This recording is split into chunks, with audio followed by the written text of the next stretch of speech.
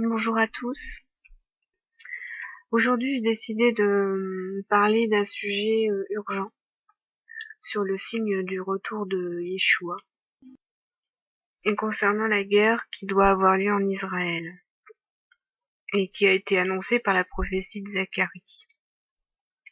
Donc cette vidéo est un message. C'est un message inspiré par l'Esprit Saint. Vous remarquerez que je ne parle pas de moi-même, donc voilà. Ne soyez pas étonnés de la manière dont je parle. J'ai marché le bon combat, car j'ai marché sur la terre avec toutes les armes de Dieu, toutes les armes de son esprit. J'ai marché pour annoncer au monde que la volonté du Père est dans le cœur de tous ses enfants, comme une bannière pour les nations. Car cette bannière annonce la gloire et le retour du Sauveur.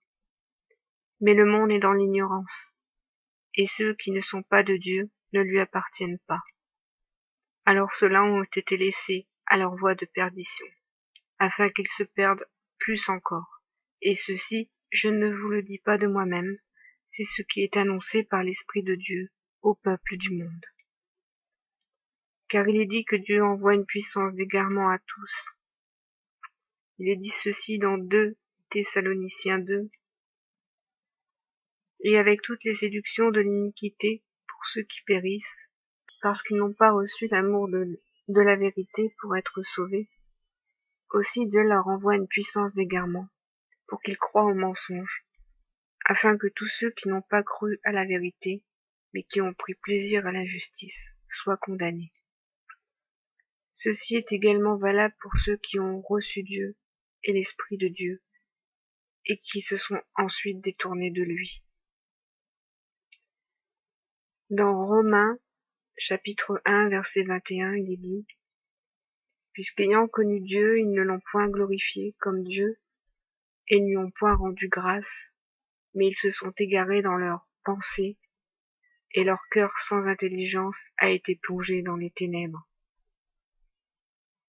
Mais vous qui avez reçu l'intelligence de l'Esprit, vous qui écoutez Dieu, je sais que comme moi, vous n'êtes pas dans l'ignorance des choses qui doivent arriver bientôt. Car Dieu met tous ses desseins dans le cœur de ses enfants, afin qu'ils aient de l'assurance pour le jour de l'avènement. Il est donc dit dans Zacharie 14, « Voici le jour de l'Éternel arrive, et tes dépouilles seront partagées au milieu de toi. Je rassemblerai toutes les nations pour qu'elles attaquent Jérusalem.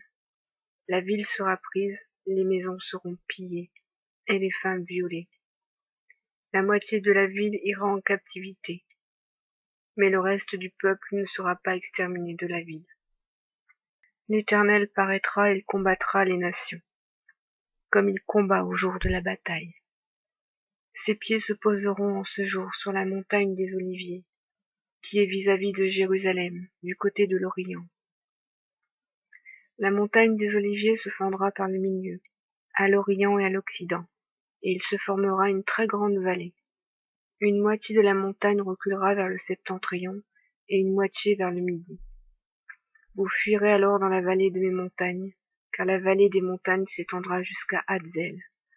Vous fuirez comme vous avez fui devant le tremblement de terre au temps d'Osias, roi de Juda, et l'Éternel mon Dieu viendra, et tous ses saints avec lui. Voici alors ce qu'il convient de prendre de la prophétie, c'est que la volonté de l'Éternel notre Père céleste se réalisera en son temps, et que ce temps est plus proche de nous que nous le croyons. Et nos yeux et nos oreilles doivent être tournés avec lucidité sur toutes les informations qui pourraient être susceptibles de nous annoncer un conflit prochain et une guerre en Israël, sachant que le grand ennemi d'Israël est l'Iran. Je vous le dis car l'Esprit de Dieu m'a ouvert les yeux sur ces choses qui sont la volonté de l'Éternel et qui font partie de la prophétie. Le conflit syrien s'étendra à la manière de métastase vers le Liban, et alors l'Iran combattra contre Israël. et nous entrerons dans la prophétie de Zacharie. Ceci concerne donc l'Israël des hommes, et non celle de Dieu, attention, car l'Israël de Dieu n'est pas l'Israël des hommes fondé en 1948, mais l'Israël fondé par Dieu en Jacob. Ne vous méprenez pas sur les affaires de Dieu et les affaires du monde, car le royaume de Dieu n'est pas de ce monde, mais il vient tout comme sa gloire.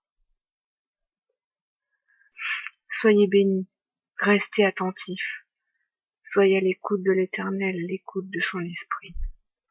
Soyez fidèles à sa parole, soyez fidèles à sa volonté, soyez obéissants et ne lui résistez pas. Amen.